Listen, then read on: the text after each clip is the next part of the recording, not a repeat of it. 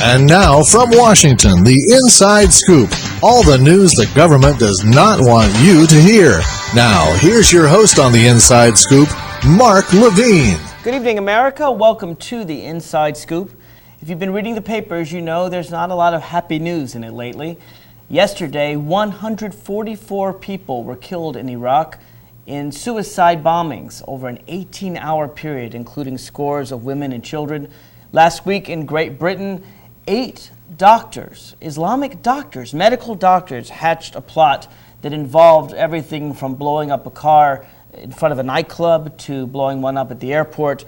When they captured the man who had tried to blow up the bomb, luckily the bombs failed, he literally put fuel on himself and set himself on fire. In Gaza, radical Islamicists have taken over. Hamas, of course, has taken over in Gaza. And in the West Bank, the Palestinian Authority is fighting back equally hard. Now, radical Islamic fundamentalism is something that is all around us. It's something we have to deal with. And it should be noted at the very outset that the majority of Muslims, in my view, do not share these tenets. But it is a problem. It is a growing fight in the Muslim community. And to discuss this fight with me, I've invited Mike Lane. He's a Republican strategist, the president of Intelligence Strategies. He and I discuss a number of Democratic-Republican things, since I used to work for the Democrats on the House. But this is an issue where we might have some agreement, we might have some disagreement. The one thing we do want is for you to join in the discussion. It's easy to do. The toll-free number is 888-488-MARK. The local number is right there on your screen. And we'd love for you to call in if you agree or disagree in talking about this very important topic. Mike, welcome again to the Inside Scoop. Thank you, Mark. It's a pleasure to be back. I think we can start with places where we agree, which is that there is a huge battle going on for the hearts and minds of Muslims around the world. Yes, there is. There are, first of all, Islam is a huge religion. There are hundreds of millions, probably more than a billion. Probably more than a billion. Hundreds of millions, 800 million, a billion, whatever it is, there's a lot of them. It is, as the president described in the aftermath of 9/11, it's one of the world's great religions, but there is certainly a problem with all around the world, not just in the Middle East, not just in Baghdad, not just in Saudi Arabia, but going as far as Indonesia and Pakistan, and now even in London, England. There is a problem with certain people who are getting taken away with radical Islam and essentially not only creating terrorism around the world, but creating a black eye on the religion itself. And you know, what's to become of it? There's an article that I'd like to cite, if we'll show it right here. It's on my website at radioinsidescoop.com, and it's Tom Friedman wrote this article in the New York Times. And it's a great article, and I urge everyone to go and read the entire article. But he talks about the fact that he was in London, and he heard the news about the suicide bomber. But he writes this movie of radical Islamic fundamentalism, suicide bombers, is playing in Baghdad, Kabul, Tel Aviv, also in England. And he says this movie gets more confusing every time you watch it. When you watched it on 9/11, it was about America's presence in the heart of Arabia. And when you watched it on July 7th, it was about unemployed and alienated Muslim youth in Britain. In Jordan not long ago, it was about a wedding at a Western hotel. In Morocco recently, it was about an internet cafe. And 2 days ago in Yemen, it was about 7 Spanish tourists who were killed when a suicide bomber drove into them at a local tourist site. Wasn't Spain the country that quit Iraq to get its people out of the line of fire? Because these incidents are scattered, Thomas Friedman writes, we're growing numb to just how crazy they are. In the past few years, hundreds of Muslims have committed suicide amid innocent civilians without making any concrete political demands and without generating any vigorous, sustained condemnation in the Muslim world. I should note that in an article in the Washington Post, which is also should be on the screen, regarding the terrorist attacks in Britain, the spokesman in Scotland for the Muslim Association of Britain, a man by the name of Osama Saeed, said, quote, "Let us be clear, no one wants to beat these terrorists more than the Muslim community." So there is some condemnation, at least by Western Muslims, about these acts. But at the same time, Friedman makes a very strong point. He's saying it's all over the world. It's not just about Iraq or Arabia. They're all over the place, and there's no vigorous, sustained condemnation. Do you agree with his assessment? I do. In fact, the lack of a vigorous, sustained condemnation is what is perhaps most disturbing. It's not acceptable, but it's understandable. Not understandable. Explainable. It's not. It's reality that there are a great many Muslims who have been misdirected, miseducated, misinformed, and have adopted an attitude that senseless random terrorism is an answer to something they don't even know what the question is. That's on one hand.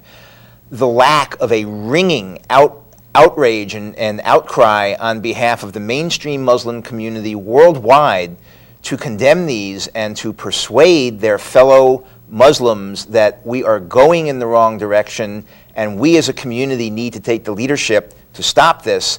The lack of that sustained outcry is scary. There are some organizations, such as the one in Scotland you just mentioned. And some Arab American organizations. And some Arab American organizations. There's a leading one here in America is called the Free Muslim Coalition, I think, or something like that, and they do a good job on that. But they are not big, they are not loud, and the largest organization that represents Arabs in America, the Council on American and Islamic Relations, CARE, does not condemn these things. They don't go out of their... No, My understanding is they condemned them, but perhaps not in as loud a voice. You know what? It took them, I think they did, it took them almost a year to condemn 9/11. They just were not out front. It's become clear in recent times, couple weeks, that they no longer sustain the funding from 700,000 Muslims around America. Where they get their money is in large grants from 5 or 6 countries over in the Middle East. They're down to 7,000 members instead of 700,000 members. They've lost 99% of their membership? They've lost in excess of 90% of their membership since 9/11. Because they refuse to condemn it? You'd have to ask the people who drop out why they're dropping out, but clearly their lack of vigorous condemnation is hurting them. Well, it's interesting because I can remember way back in 1982 when Israel was involved. Ariel Sharon, in fact, was a general involved. He had removed Israeli troops from a Palestinian refugee camp, and Lebanese Christians went in there and massacred hundreds of Palestinian civilians. And even though Israel wasn't directly involved, they were indirectly involved. In fact, a commission in Israel found Ariel Sharon at fault for leaving the Maronite Christians in to do the job that they did. But when that happened, in a country that was maybe 3 million at the time, they had hundreds of thousands of people, almost 10% of the population, go out in the streets and march and say, this is not what we're about. And in America, and I know you and I disagree on the war in Iraq, but we have seen demonstrations of at least hundreds of thousands, if not millions of Americans over the last few years, condemning what we're doing in Iraq, attacking a country that never attacked us. So at least many Americans are standing firm and saying, we don't agree with what our country is doing. We haven't seen those mass street demonstrations by Muslims condemning these attacks. Well, and that's disappointing. In one sense, it may be understandable that we don't see it here in America, although I wish we would, because there's probably an incorrect perception that we don't have the problem here in America that they have in Europe. We do have the problem here in America. They just haven't been lucky enough to get us yet. We do have terrorist cells here. They are working on finding ways to strike against America, but they haven't been as successful as they have been in Europe. Still, though, this is a worldwide problem, and the fact that you don't see the outrage by mainstream Muslims in France, you don't see the outrage by mainstream Muslims in Britain, you don't see the outrage by mainstream Muslims even in Middle East countries is, to me, very problematic.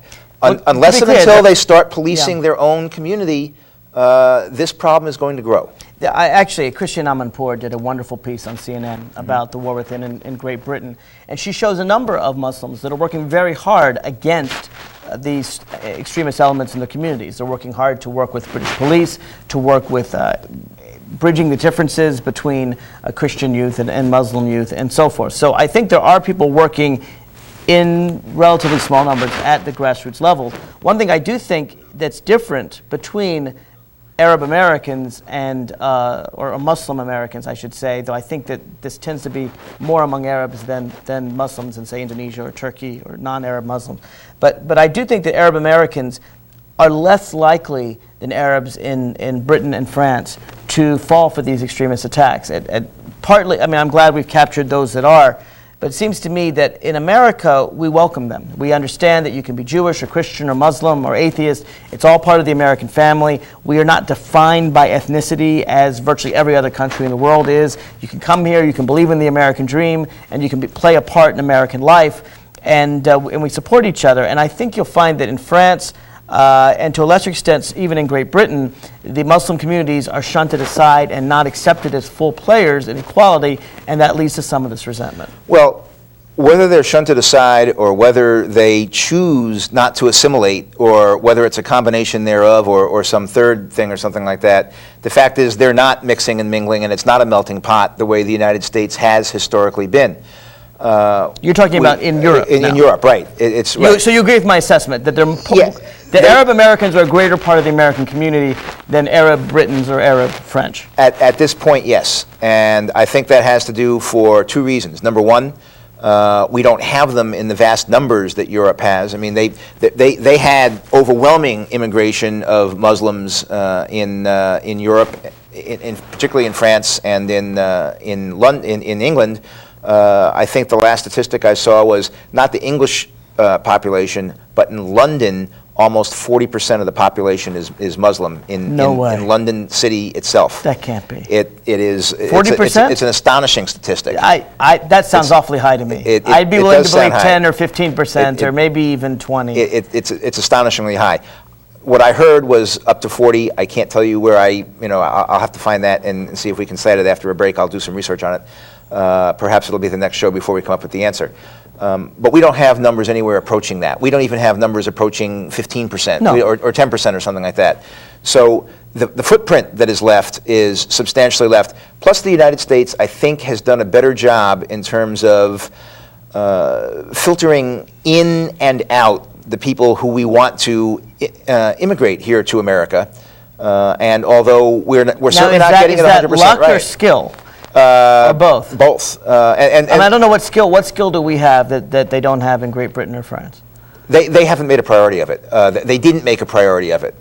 They had pretty much an open door policy, whereas we had fairly substantial immigration laws that if you were coming here legally, you had certain hoops you had to jump through, and we were aware of who was coming in and who wasn't. We could keep people out that we didn't want to. So it was we did a better job than Europe did in terms of selecting the immigrants that we wanted to be here in America. But we did not do a 100% job. Well, we still have a lot of bad guys here. September 11th happened from people that were in Florida. Before we go to break, I want to read very briefly from Tom Friedman's article. You can get it in the New York Times or on my website at radioinsidescoop.com. He is trying to explain what's going on. And he says two trends are at work here: humiliation and atomization.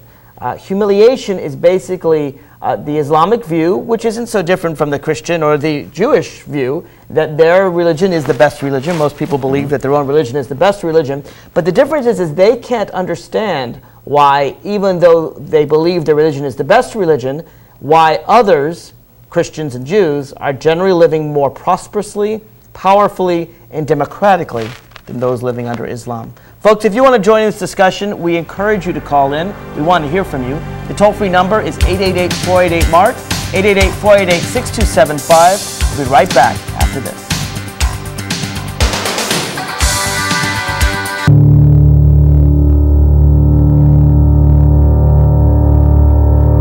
History has demonstrated that violence only begets greater violence, and injustice only begets greater injustice. This is not the tradition of our great nation. This is not how we want the United States to be known around the world.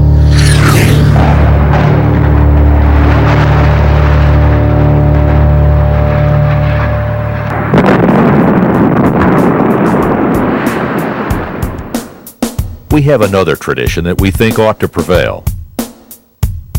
One that is more just and more powerful. There is a better way.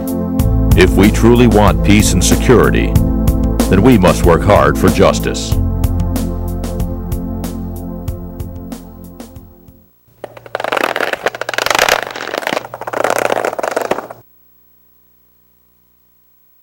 If you're concerned that we've become a nation whose national policies are grounded in beliefs that are centered on a line embedded in BS, then don't miss Escape from Orwellia Nation, a talk show in which concerned regular citizens like you and me, not self-serving media spinmeisters, wade through the barrage of newspeak and doublethink that pollutes public discourse today. Big brother, big business, big media, and the big national parties who collude to keep we the people afraid and in the dark would prefer that you not watch. Show them who's in charge. Tune in to Escape from Orwellia Nation right here on Channel 10.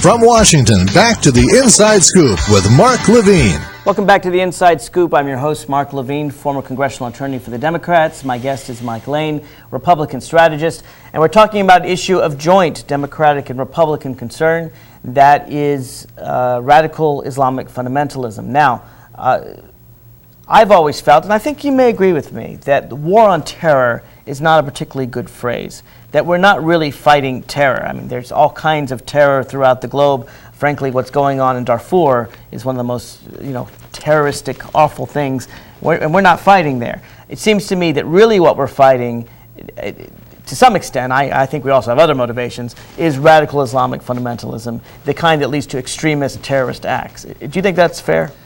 Well, the problem is there really is no phrase that encompasses it, and the global war on terrorism is one of those phrases that became part of the lexicon and used frequently.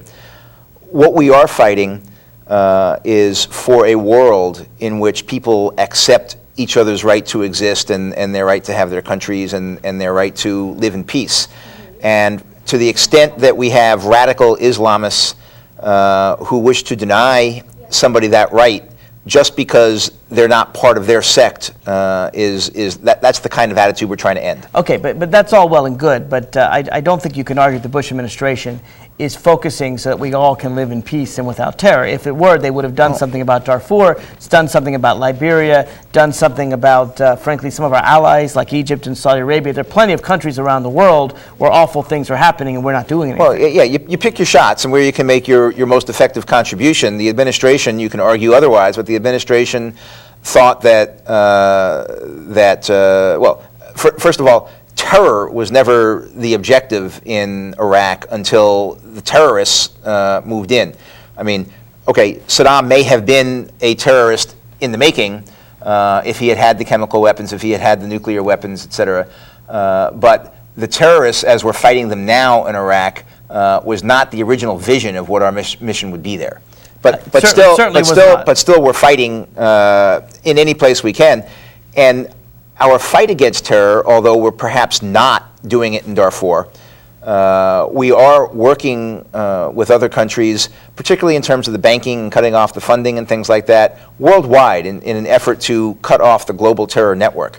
Now, no, we're only having troops so far in Afghanistan and Baghdad, but I'm sure we have special ops teams all over the world that are taking people into custody quietly that we've never heard about, victories that'll never appear on the front pages of the Times because they're classified, but I'm sure that we're taking into custody people that we've deemed to be bad guys worldwide. Yes, part of my fear is we've taken into custody innocent people we've deemed to be bad guys. We're not giving them a trial, and that what that does is that angers people. And in other words, this fight, it would be silly for me to say that radical Islamic fundamentalism didn't exist prior to the war in Iraq. It's simply not true. Obviously, no, of course it did. Existed long before. Of course it did. And it would have existed if we hadn't gone into Iraq. I don't dispute that. However, it seems to me that our war in Iraq And the way we do the war, not just that we attacked a country that didn't attack us, but the way that we send people abroad to be tortured, including innocent people, the way that we hold people in prison without trial, without even giving them a chance to show whether or not they are indeed bad people,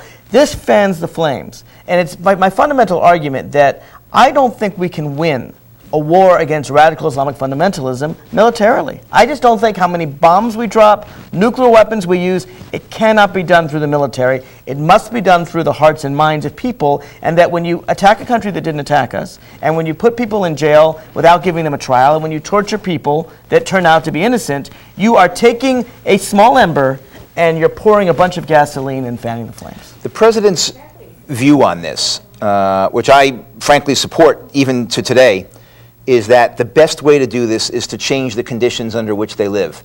And if you can make people free, give them a voice in their own government, and let them have democratically elected leaders and free countries all over the world, that will be the single most giant step that we can take in terms of reducing the incentive for radical Islamist fundamentalism and terrorism worldwide. Now, you can justly criticize and say, well, we don't seem to be any closer to that in Iraq than we were when we started. If you're talking about conditions, the conditions in terms of electricity and water and food and schools were better under Saddam Hussein than they are today. Yes, they were, but the people got to elect their own government, and we are frustrated at the pace of progress that that government is making. I'm sure the Iraqi people are frustrated at the progress that government is making, but nonetheless, it's a democratically elected government. And when they achieve their political reconciliation, hopefully the urge for terror and the need for a massive military footprint will diminish and fade away. Well, I have a radical suggestion but they have a long way to go on that. I have a radical suggestion for you, and it's one that, frankly, I'm a bit surprised that I'm making. But perhaps in the short run, democracy isn't always a good thing. What we see is a people that are increasingly radicalized, in large part from U.S. actions, but from other actions as well, not just U.S. actions. And they're angry. And after all, in the Palestinian territories, the people elected Hamas, at least in Gaza. They have support. And Hamas is radically destroying Gaza and conducting a war against Israel and basically trying to self-destruct. But the people voted for it. In 1933, a good 40% of the Germans elected Adolf Hitler, and then actually the Zentrum, the Catholic Party, provided a little margin of difference to make him chancellor. That was a democratic thing. Now, once he took power, he burned the Reichstag and ended democracy, right. But he took power in a fairly democratic way. Let me suggest to you that when you have instability, and you have civil war, and you have a radical, angry people who are going to strike out at anything, may not even understand their motivations. I think Tom Friedman's article is very powerful about the humiliation and about striking out without even having concrete political goals. Maybe giving those people a direct voice to control a government isn't the brightest thing in the short run. I think the president believes that democracy being the best contributor to world peace is a long-run goal. I think that you can make case after case after case. I agree in the long run. In the short run, I absolutely agree in the long to what run. it is. But it's a difficult process for democracy to get into a war, and it's a very easy process for a dictatorship to get into a war, or to get into conflict, or to get into belligerent behavior, or to acquire illegally weapons of mass destruction. They can do that, and that creates instability, and that creates a problem. So in the short run, I agree with you. There are selected cases where A would be good or B would be good, but in the long run, I think the president's view of democracy and self-designation of government, self-representation, would certainly be an improvement. But Mike, people smell hypocrisy. The president's view of democracy apparently applies to Iraq. Apparently. Well, but it doesn't apply to Egypt. They've had and two it doesn't elections. apply to Saudi Arabia, and it doesn't apply to Jordan, and it doesn't apply to Pakistan. It doesn't apply to a whole host of our allies in the Middle East who are all repressive dictators that we like because I think it was Franklin Delano Roosevelt who said of Somoza, he's a bastard, but he's our bastard, the dictator of Nicaragua. Right. We like these people because, let's face it, they're our bastards. There are people, Mubarak of Egypt and the kings of Saudi Arabia, and frankly, Jordan is relatively tolerant compared to these others, but all of them are dictators, and all of them support us, and that's why we like them, isn't it? Well, we certainly like our bastards better than the other guys' bastards. There's no doubt about that. If we have somebody who's We're not a strong advocating man, for overthrow of the Saudi Arabian government. No, but we are on a daily basis advocating for them to open up their society and become more democratic and let their people participate in their own future and things like that. Our diplomats are over there all the time. Our ambassador is always trying to persuade them. Now we say it, but it's with a wink and a nod, isn't it? Long run, Saudi. Yes, we really want you to do better. Now sign these oil contracts. Long run, Saudi Arabia is going to get itself into trouble by maintaining the monarchy the way they have it. They've struck an ugly, uneasy peace with the Wahhabis in terms of, okay, we'll let you have your radical, fundamental, Islam sect as long as you let our House of Saud stay in power. There's going to come a time when the Wahhabis are going to be stronger than that, and they're going to have a civil war in Saudi Arabia coming up sometime in the next 30, 50, 100 years. I don't know when, but they'll be much better off in the long run if they start moving towards a democracy now, and we've told them that. Well, look, I agree with you, Mike. But we're not going to overthrow them militarily. The challenge in the Arab world, and I really focus more on the Arab world because Turkey is a functioning Islamic democracy. It is absolute proof that you can have a secular Islamic democracy, a democracy that where the great majority of people are Muslim, but it doesn't matter. It's in fact, I'm a firm believer in Turkey becoming part of the European Union, and frankly, I think we should work with them about Kurdistan in the north of Iraq. It's a different issue. But so really we're talking mostly about the Arab world rather than the Muslim world. And it seems that... Well, no, I think you have Southeast Asia. Well, Pakistan, certainly. Yes, Pakistan, Indonesia. That's true. Well, Indonesia, I think, is probably safe. But in any case, well, so there were Pakistani Muslims in Britain. But the heart of the problem, though, it seems to me, is that in the Arab world, they have two choices. Either they support dictators like Saddam Hussein, in some worse, some not as bad, but all fundamental dictators, totalitarian governments, controlling speech and everything. Or they join radical Islamic sects that believe in things like suicide bombing and taking the lives of civilians. And the third way, the democratic way, the idea that you don't have totalitarianism, but you don't have a theocratic, Islamocentric state, that never seems to, there seem to be like three people in a room discussing those things. How do you think the United States can encourage this third way, which seems to me the only real way out of the problems Tom Friedman talks about? It's a long process. Nothing is going to be accomplished in the next 5 days or 5 months. I think we're probably looking at a 50 to 100 year process to change those governments, if at all it can be done. I'm afraid it's going to be a very long process. Folks, if you want to join this discussion, we encourage you to join in. Whether you agree or disagree with Mike or me, we want to hear from you. 888-488-MARK. We'll be right back after this. I, George Walker Bush, do solemnly swear that I will faithfully execute the office of President of the United States and will, to the best of my ability, preserve, protect, and defend the Constitution of the United States. So help me God. Let's impeach the president for life. My name is David Bell. I am a resident of Virginia's 11th Congressional District, and I ask Representative Tom Davis to initiate or support investigations into violations of the law by President Bush and his administration.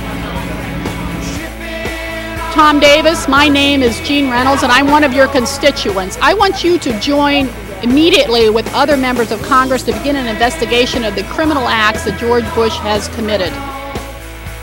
I'm Nick Spengler of Ashland, Virginia, and I would like our troops to come home and Bush to get out of office. My name is Nancy Maynard. I live in the 11th Congressional District, and this message is for Tom Davis. I'm asking you to please investigate for impeachment. My name is Bruce Smith. I live in the 11th Congressional District in Woodbridge, Virginia. I want Congressman Davis to support the investigation of President Bush and Vice President Cheney and those that foisted this war on us. Hello, Congressman Davis. I'm Carrie Plonson from the 11th Congressional District, and I'd like you to take immediate action to investigate George Bush and his offenses in leading this country into a war that's unwarranted and there is no solution for. We have to impeach. I am just appalled that we would not, quote, waste our time with impeachment. The message to the world has to be that Bush and Cheney are guilty of international war crimes about which we can't do anything. We can do a lot about the crimes committed within the U.S. Constitution.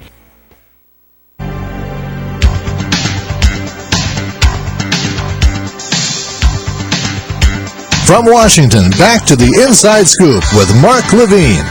Welcome back to the Inside Scoop. I'm your host, Mark Levine. I'm debating Mike Lane on the issue of radical Islamic fundamentalism. Later on, we're going to do a complete about-face and talk about the subpoenas that the Democrats in Congress are issuing to the Bush administration about the U.S. prosecutor scandal. So we'll be back to more Democratic-Republican disagreement in just a minute. But first, I think both Mike and I are concerned about radical Islamic fundamentalism and about the battle that's going on. I think both of us recognize the great majority of world Muslims are not extremists, but it doesn't take that many to do some pretty horrific acts. I want to go back to the website, radioinsidescoop.com, and read from Thomas Friedman's article in the New York Times.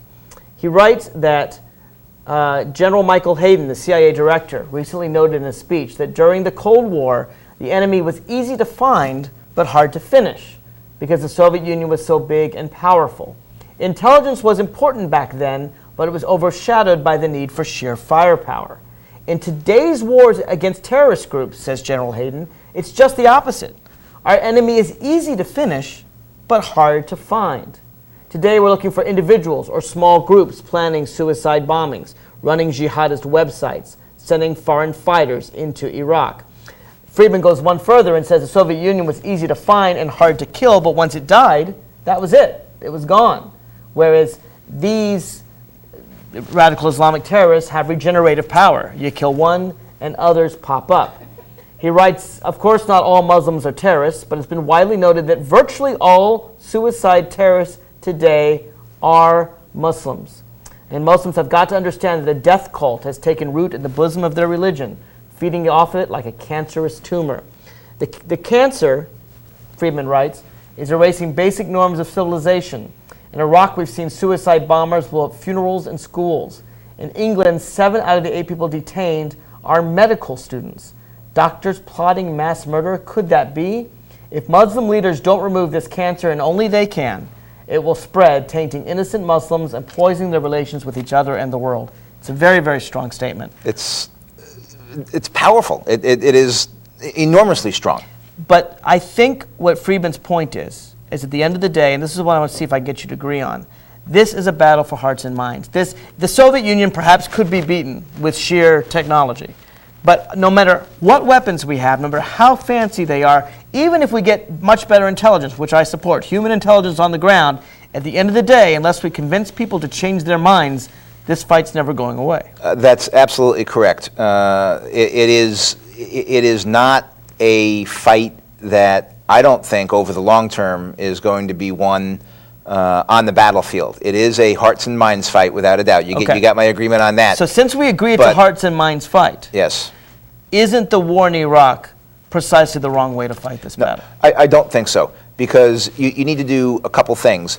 One of which is keep the pressure on them so that they have the incentive to work out the political solution and the hearts and minds solution to the problem. If you remove the military presence from the battlefield, they have absolutely zero incentive to do anything other than to declare victory and start exporting that terrorism to other places and do things. In my view, the very fact that we're on the ground is a continued humiliation, a continued occupation, a continued way for Arabs all over the world, Muslims all over the world, to see us as the aggressor rather as someone trying to help. I'll get back to you in a minute. I want to get someone on the phone because I always welcome our listeners on the phone. Fawaz from McLean, welcome to the Inside Scoop. Yeah, hi, how are you? I'm okay. Yeah, well, the Muslim world and the Islamic world does not need your help, number one. They don't need to be freed from occupation, okay, when the only reason you're interested in that part of the world is because of the oil you don't give a dang about any Arab or Muslims, and never have been. The only reason why the United States and our government's there is because of the oil and oil only. Muslims are the most peaceful people on this planet. Nobody asked Bush to go and take over Iraq. Fawaz, let me, Mike may disagree with all of what you said. I disagree with only half of it. I agree, and Mike won't, but I agree that we are there for oil. I think we are there illegitimately. I think this is a war we never should have fought. I'll agree with you on all of that. But when you say Muslims are the most peaceful people in the world, isn't there a way to legitimately fight and protest against what I consider to be an illegal occupation of Iraq without, I agree it's illegal. I agree with you. But to do so without suicide bombings. Why don't you talk about the illegal occupation of Palestine?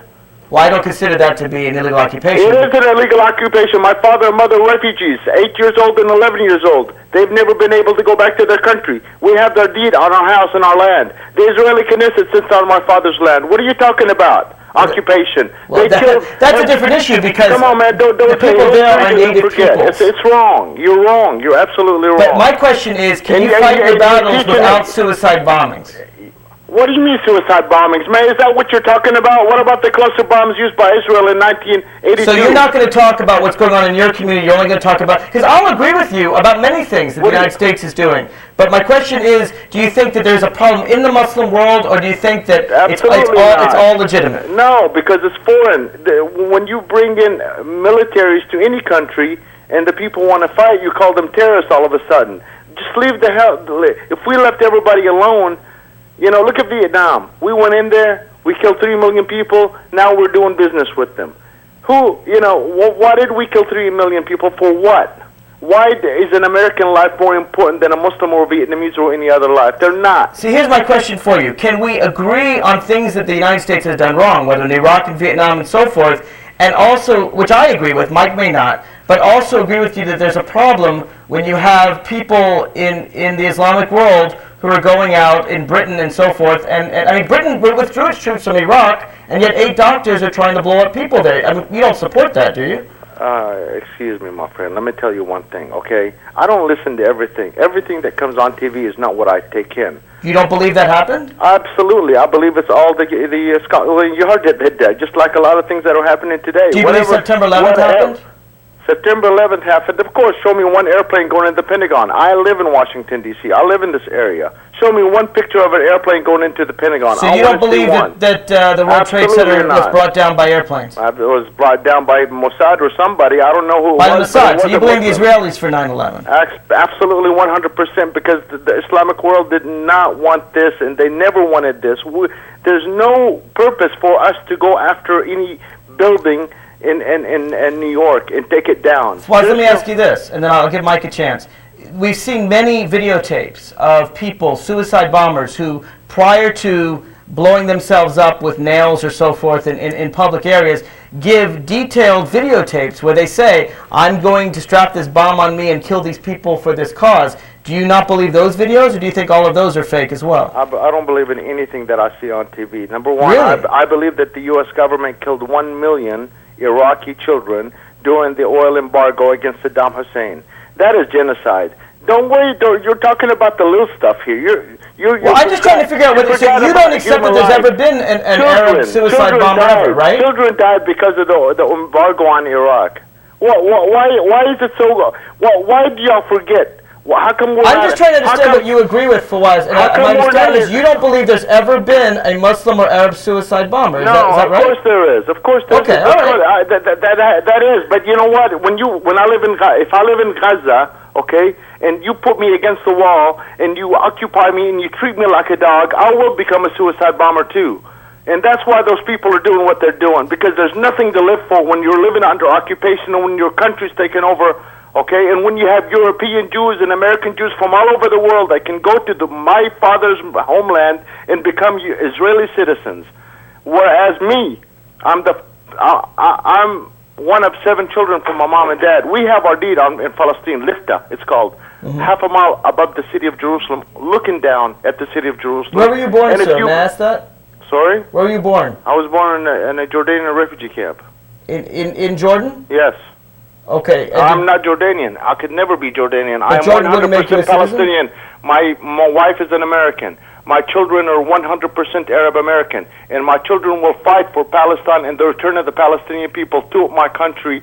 I'm here as a guest. This is it. I pay my taxes. I'm okay. I'm cool. That's fine.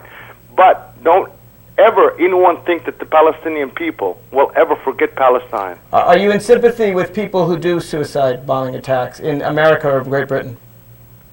What do you mean suicide? Do you really believe this stuff? Oh, you don't believe they ever happened? Okay, all right. Okay, I got your position. Mike? Fawaz, let me ask you a question, if I may. You know, I happen to have been an eyewitness to the attack on the Pentagon, and although there are no videotapes or photos that will satisfy you, not me, millions of people, okay. Millions of people. All right, I'm going to lay on the table for just a second that I was an eyewitness to that one. And let's go to New York, where we do have videotapes. No, I want the Pentagon. I don't want to care about New York. I know what New York is. Just show me the Pentagon. But I have a question about New York. Sure, go ahead. We have the videotapes. We know exactly what happened in New York. We have the forensic evidence. We know who was on the planes. We know that they were not poor Palestinian people with no future. These were solid Saudi Arabians who had a future, who had a good life, who decided to do this. Do you think they were justified in what they did, and why? You know, I don't believe in Osama bin Laden. Never have, never will. All I know is he was a CIA agent, and this whole thing is a CIA thing. So the CIA brought down the Twin Towers? I don't give a shit, and I don't care. But all I know is that one thing happened, and that is Osama bin Laden is not a Muslim. Why not? He is not, because Muslims don't kill innocent people. The Quran talks about human life.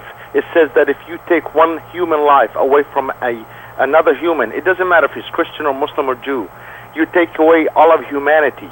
You understand? Muslims don't... Well, let me ask you this. This is very interesting to me, because I agree with you. I mean, I think that Islam does not teach killing innocent people, and yet we see all these suicide bombers who are strapping bombs on them, going into places with public, and either you're telling me you don't believe this happens, or I would love to hear from you where we could agree, where you would condemn these people and say, not just Osama bin Laden, but anyone who would do a suicide bombing is not a good Muslim. Can we agree on this?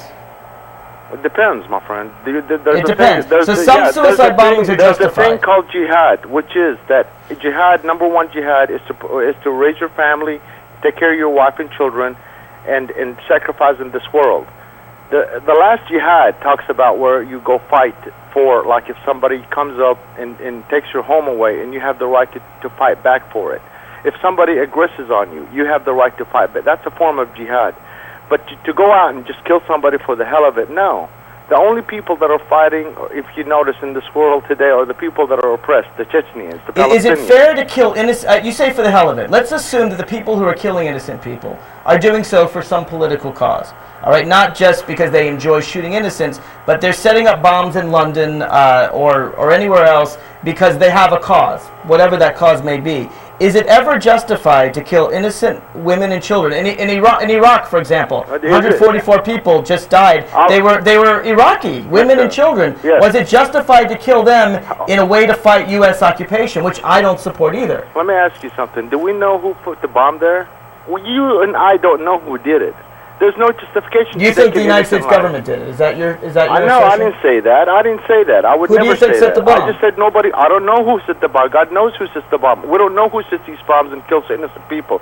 Okay. There's got to be some kind of a monster. So no matter who sets it, let me just get the principle from you. Can you agree with me that in whatever goal that you're setting, whatever you're trying to fight, say you're fighting the occupation of Iraq, that killing innocent women and children purposely, intentionally, that's not the right way to go about it. That's not the Islamic way.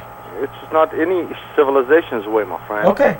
Yeah, well, I'm glad to hear that, and I would hope that that's something that you would share with people of your faith as well. It's not, because it's in the Quran. You kill anybody, you cannot be... to kill a human life, like I told you, there's, in all of the religions, there is forgiveness. You understand, but not to take children. There's.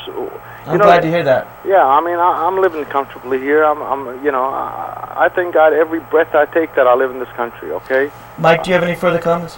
No. Well, Fawaz, your last comments are somewhat encouraging, but I'm disappointed that you don't accept the evidence as we see it and what the reality of the world is today. And although I'm encouraged that you deeply believe that there should be no killing and no violence, and that Islam ought to be a peaceful religion, and in fact it is, there are some of your fellow Muslims who have been misdirected, misguided, or intentionally hijacked a piece of your religion, and they're using it as a very, very ugly and intentional excuse to wreak mayhem on parts of the world. And I would encourage you and others to speak out loudly against what they are doing, because they're just bad people. To speak out against the Saudi government, maybe that would help a little bit, because if you topple them, then everything will be okay. I'm sorry, speak out against the Saudi government, you said? Yeah, you should speak out more about that. I actually have spoken out, and I agree with you. I have a lot of problem with the Saudi government in lots of different ways. The treatment of women, for one thing. In fact, after Afghanistan... Don't go there, my friend. What we have today, democracy and women, the freedom of women, okay? Today's women's freedom comes from the Islamic world. You think women are free in the Islamic world? The women... You're saying that women are free and equal citizens in the Islamic world? There's a place for women in the Islamic world. The Prophet Muhammad, but he married a woman that was a businesswoman. He worked for her. But you're not arguing that women have free equality in the Muslim world. Political equality. It depends. They can't drive in Saudi Arabia, for example. You're not from that part of the world. Of course they can drive. They can drive. Anybody that... No, it's illegal in Saudi Arabia for women to get a driver's license. I know that it's illegal. I know that. Oh, so they do it, but it's not legal. Okay, that may be true. Yeah. What about education, Fawaz? I mean, there are many places, particularly Afghanistan under the Taliban, where women were barred from getting an education. They were just not allowed to do it. Taliban were. Let me just say this: it doesn't matter what country you're from. The way I was raised is through a very. It wasn't a very strict Islamic family, but I was taught that the first word that came to the Prophet Muhammad through the angel Gabriel was "Iqra," which means read in Arabic. So our whole faith is on reading and understanding and opening your minds, and this is. You should seek education wherever it may be. Anybody that does not give the women the right for education is not a Muslim. Women have to have an education. And when you're talking about a while ago, I heard you talking about what your three steps of the Arab world. Well, look at Jordan. Jordan, I travel to Jordan quite frequently, and I don't see no oppression on women there. I actually think Jordan is one of the freer countries in the Middle East. Fawaz, I want to thank you for spending so much time with us. Thank you for calling in, and I hope you'll call in another time. Thank you, sir. That was a very interesting call, Mike, and I think Fawaz well illustrated the complexities of this question. I mean, he's not willing to accept some facts that most people in the world are accepting, including a lot of people in the Arab world, namely that September 11th occurred, it was caused by Osama bin Laden. And yet, while he seemed to even justify suicide bombing at one point, but when I really pressed him on the issue of innocent men, women, and children, then he backed off, and I was glad to hear what he had to say. It underscores, I think, the reality, which is that Islam per se is not a cancer, it's not a bad religion, it's not a disease. Islam is a very good thing. But there are some people who in the name of Islam have done some very bad things, and these are misguided, misdirected, misinformed, or just plain bad people, and Osama bin Laden is one of those people who in the name of Islam perpetrated the 9/11 atrocities. And the point that Friedman makes is that the mainstream Muslim community, the 98% of Muslims worldwide who don't subscribe to this, need to take a more proactive and more forceful role in condemning and excising those bad people from what they're doing. But let me go further, because it was interesting to me that when I pressed Fawaz on atrocities done by Muslims, he brought up American atrocities, and I'm willing to call them an atrocity. I think Abu Ghraib was an atrocity. Frankly, I think this whole war in Iraq was a serious mistake, if not a war crime. We attacked a country that had never attacked us. He also cited Israel. Now, Arabs are always going to be mad at Israel. They don't like, in fact, that a Jewish state exists in the Middle East.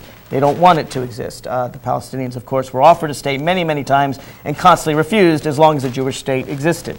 Although I understand Fawaz has his personal connection to that. But in terms of the United States' role, it's largely what we're doing in Iraq, I think, that's fanning the flames. After Afghanistan, maybe Fawaz didn't think it justified, but a number of Arab countries actually thought it was justified for us to go and attack the Taliban, an Islamic country. Absolutely. Some of them were quiet. They didn't want to actively support us, but there wasn't this kind of round condemnation. There weren't people, in fact, you still, even to this day, the suicide bombers almost never talk about Afghanistan. They talk about Iraq. Isn't it fair to say the war in Iraq has fanned the flames? The rest of the countries in the Middle East are not roundly condemning us for what's going on in Iraq. You don't hear... The people are. The people on the streets are. The Arab streets, they are. You don't hear any of the governments over there taking... In fact, they wanted Saddam gone. They were happy that Saddam is gone. It remains to be seen whether they really want to see the sprouting of democracy there, because once democracy sprouts, the danger is it's going to spread to their countries. And they don't necessarily want that, although we want that. I don't disagree with you. But they're not condemning us. I'm not talking about the governments. I'm talking about the Arab street. I'm talking about people like Fawaz from McLean, who the first thing he does is he talks about our illegal occupation of Iraq. This is something that is not winning us friends in the Arab world. Here we have troops, and I've talked with those troops, who are working hard trying to build sewers and schools and provide for people, and their efforts are getting blown up. And not only are they not being thanked, they're being hated. We're being hated there because people don't trust our motivations. They say it's all about oil, and it may well be. Right now, in Iraq itself, in the last 3 months, we have made enormous strides in terms of winning the hearts and minds of the populace that's there. The amount of cooperation. We hear this every 3 months. No. This is since General Petraeus took over and started the new strategy of, instead of clear and disappear and let the bad guys come back within 36 hours sometimes, now we're clearing and we're holding, and our troops and the Iraqi troops are living in the neighborhoods with the people. And the amount of intelligence and cooperation we're getting from the indigenous population has expanded dramatically, and this is a good sign. Whether or not we have enough people to make it work countrywide or as far as we need it, we don't know. But the places where we're going in and we're staying there and letting them get to know us and trust us, it is working. It's too little and it's too late. Congress in January and again in July, in May, I should say, set up very clear benchmarks that the president has got to follow. The president signed this law. He wanted his supplemental funding. And in there are 18 benchmarks. And it's looking like come September, and actually there's a mid-report that's due just around the corner in July, we're not going to meet any of them. Okay. Any one of the 18 benchmarks. All right. Well, a benchmark's a benchmark. It's something it's a goal. You're going towards it, and we're not if we're making progress towards it, and we don't exactly get on top of the mountain, we're not even close. We're not even close. I would disagree, and General Petraeus would disagree. Well, but the people in your party are increasingly agreeing. Democrats have been against this war a long time.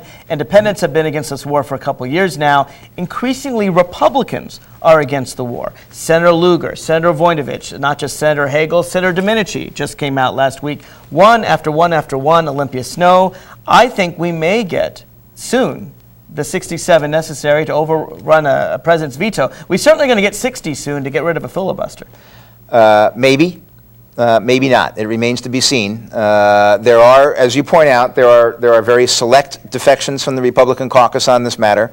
There may be more. There may not be more. The exact timing of that is unclear if it happens. But you're a political strategist. Yes, I am. This can't be helping your party. Do you want the Republican Party to hang its hat on Iraq? No. I'll tell you what. I will flat out admit this is hurting us.